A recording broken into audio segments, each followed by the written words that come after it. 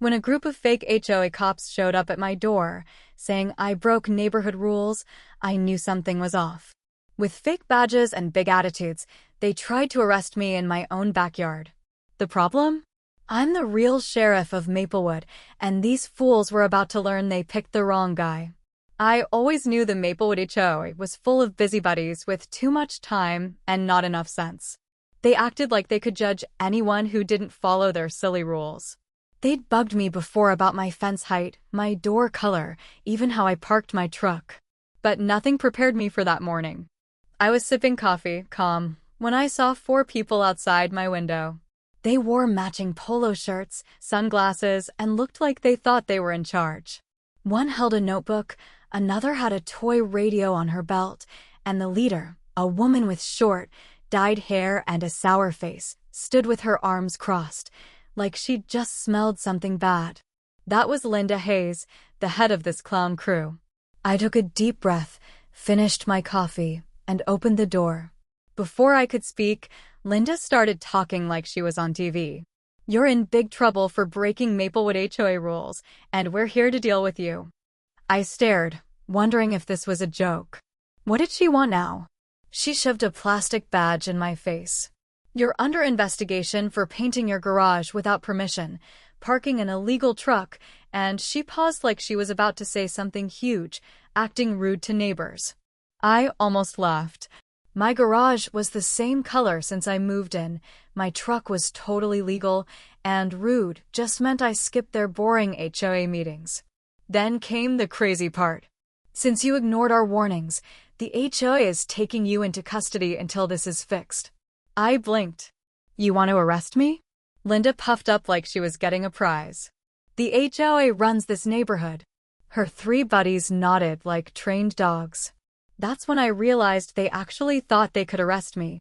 They didn't know I'm the Maplewood sheriff, not a mall cop, not a volunteer, but a real deputy with a badge, a gun, and plenty of patience for nonsense.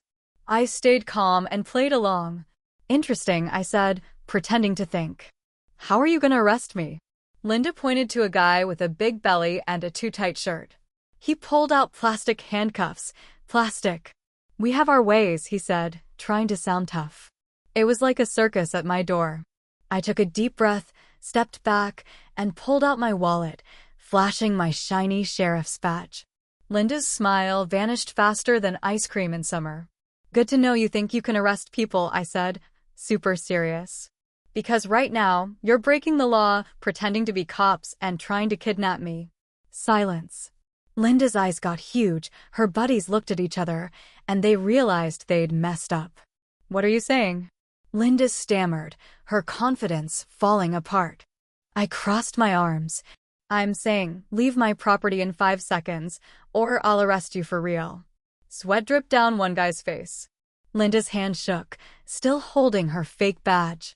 Then, like scared mice, they backed away, mumbling excuses. "This isn't over," Linda yelled before stomping off with her crew. I watched them go, half laughing, half shocked. What just happened? But I knew this wasn't the end. I thought that fake arrest was the end of the joke, but I was wrong. Linda and her gang didn't know when to quit. Normal people would give up, but not her, she doubled down. The next day, I went to take out the trash, but my cans were gone. Poof. No sign of them anywhere. I looked across the street, and there was Linda, arms crossed, smirking like she'd won a prize. When she saw me, she smiled bigger and went inside. I tried to stay calm, but then I checked my mailbox. Inside was an envelope with the Maplewood HOA stamp. I opened it, expecting nonsense, and I got it. A list of fines said I broke rules, no trash service, no parking in my garage, and I had to go to a meeting to fix my bad behavior. I tore it up right there, letting the pieces fall. If Linda wanted to bug me, she'd need to try harder. That afternoon, I came home to an orange cone in my driveway with a plastic sign stuck to a stick.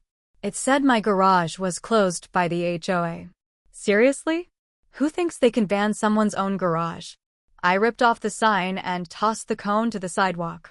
Across the street, 2 of Linda's pals watched, one scribbling in a notebook, like man throws cone wrong was a crime. 2 minutes later, Linda ran over, holding the cone like it was proof. "You can't move that," she yelled. "Oh, can't I?" "In my own yard," I said. She waved her sign, face red. "This is an HOA punishment. You can't ignore rules." I took a deep breath to keep from laughing. "Linda, you can't control my garage. You can't control anything but annoying me." She gasped, but before she could talk, I went inside and shut the door. The next day, at the sheriff's station, I got a call from Tom, a neighbor who wasn't in Linda's HOA fan club. He sounded worried. "Jack, the police are at your house." 2 cars. They got a tip about a guy with a gun there. I knew it. Linda had called the cops, making up a story to get me in trouble. I drove home fast. When I got there, 2 officers were talking to Linda, who was acting like a scared victim. I'm worried for the neighborhood. If I didn't know she was sneaky, I might have believed her.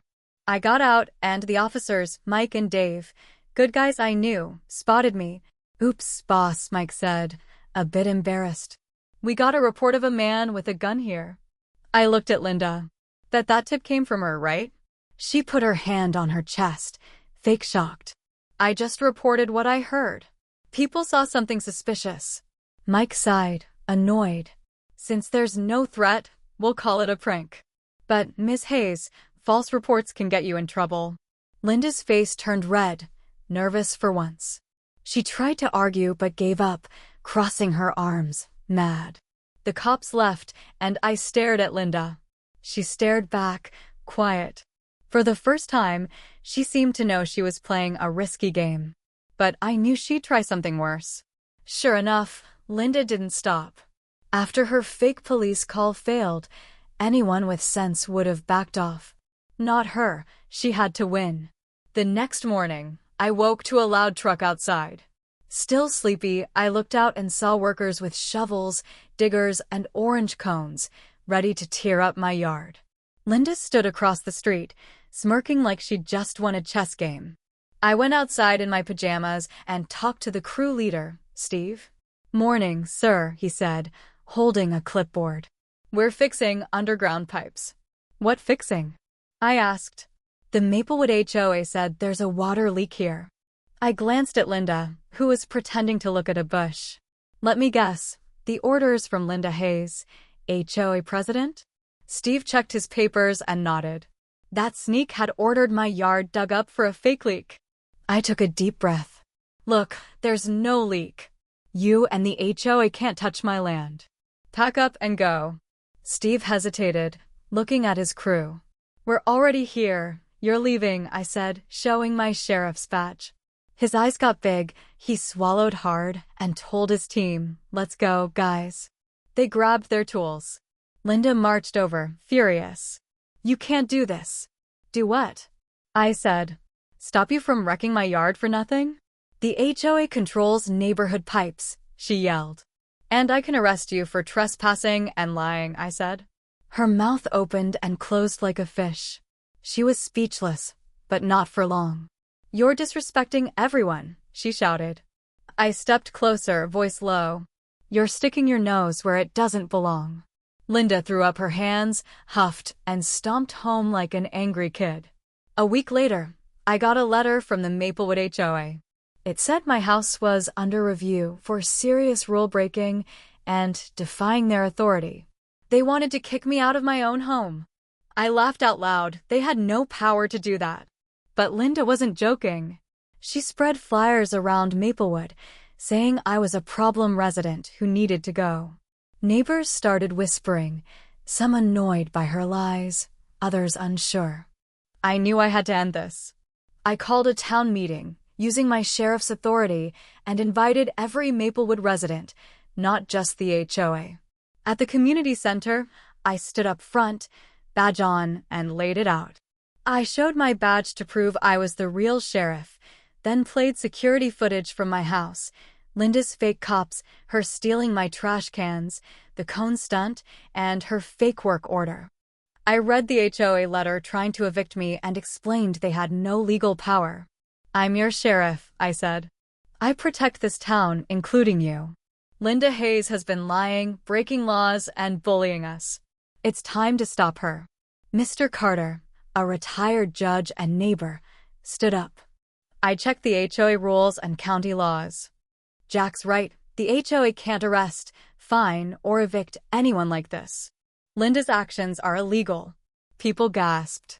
Then Mrs. Lee, who'd been fined for her mailbox color, spoke. Linda fined me for nothing and scared my kids with her rules. I'm done. More neighbors shared stories. Linda fining flowers, banning kids' chalk, picking on anyone who disagreed. The room got loud, angry at her tricks. We voted right there. Every hand went up to remove Linda as HOA president and limit the HOA's power. Tom, my neighbor, suggested new rules: no fines without proof, no fake cops, and elections every year. Everyone cheered. I sent the vote to the county, who made it official. Linda was out, and the HOA was under new, fair rules. The next day, I drove to Linda's house with Mike, the officer. We knocked, and she answered, looking tired. Linda Hayes, I said, you're under arrest for impersonating an officer, trespassing, theft, and filing false reports. Her face went white. She tried to argue, but Mike cuffed her and read her rights.